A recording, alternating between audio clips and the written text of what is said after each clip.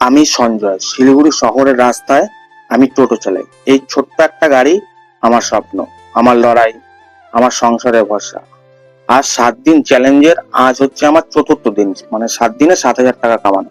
সকালবেলা মেয়েকে স্কুলে দিয়ে পাশে আর একটা মেয়েকে নিয়ে গেছিলাম, ওটাতেই বনি শুরু। তারপর কিছুক্ষণ বাইরে ঘুরলাম, পরে আকাশের দিকে তাকিয়ে দেখি আকাশে কালো মেঘ ভরা, ভাবছি কখন যে বৃষ্টি নামে। আর বৃষ্টি নামলে টোটো চালানো খুব মুশকিল, তাই চলে গেলাম মেডিকেল কলেজ। সেখানে কিছুক্ষণ বসে ওয়েট করলাম, আর মাঝে মাঝে 10 টাকা 20 টাকা এইভাবে ভাড়া হচ্ছিল। হঠাৎ একটা ভালো ভাড়া পেলাম, র্যাপিডোর ভাড়া। আজকে র্যাপিডোটাও খুলেছি, ভাগ্যবশত পেয়ে গেলাম 195 টাকা। ওই ভাড়াটি গিয়ে নেমে দিয়ে ওখান থেকে টুকটাক ভাড়া মারতে মারতে আবার মেডিকেল কলেজ।